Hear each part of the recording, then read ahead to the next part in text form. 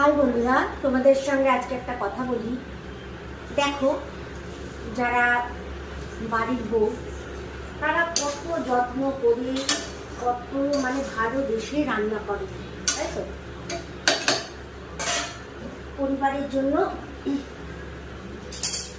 পরিবারের জন্য সবার জন্য ভালোবেসে তার ভালোবাসার ছোঁয়ায় রান্না করে, ঠিক আছে? এইবারে রান্না হয়ে গেল, শুধু শুধু রান্না কাজ না, একটা সংসারে অনেক কাজ থাকে। বাড়ির বউরা কিন্তু পরিবারের প্রত্যেকটা লোকজনকে ভালোবেসে কিন্তু সংসারের কাজকর্মগুলো করে। এবারে রান্না হয়ে গেল, রান্না শেষে তার সমস্ত কাজ তাকে করতে হবে। অনেক শাশুড়িরা আছে, দেখো, রান্না করো, সব কাজ করো, কিন্তু খেতে দেওয়ার দায়িত্বটা তাকে দেয় না। কেন দেয় না? তার ছেলেরা থাকলে দিতে চায় না, সে হাতে করে তার ছেলেদের দেবে। হতেই পারে এটা তার ইচ্ছা যে তার ছেলেদের সে ভালোবেসে খেতে দেবে, ঠিক আছে, খুব ভালো কথা। এবার সমস্ত কিছু, এই যেরকম ধরুন আমার আজকে চিকেন রান্না করছি, এইভাবে চিকেন রান্না করছি।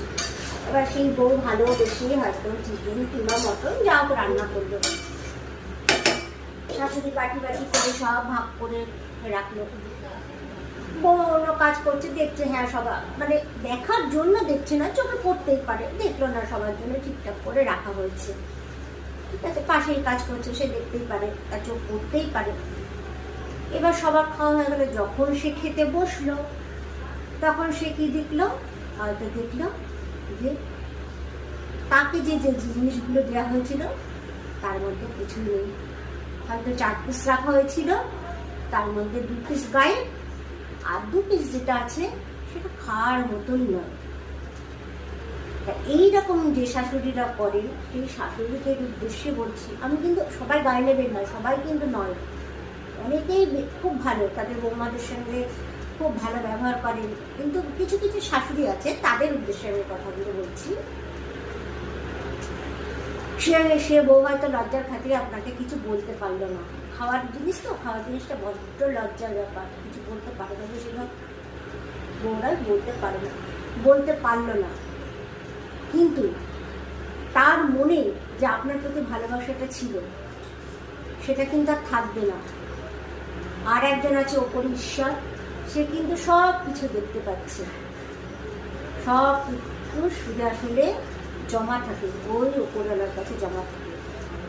আর আপনি যখন বয়স হবে, আপনি দীর্ঘদিন ধরে এই ধরনের কাজ করতে থাকেন, তাহলে তার মনে কিন্তু আপনার প্রতি ভালোবাসাটা আর থাকবে না, হয়তো সে কিছু বলতে পারছে না বা বলবে না।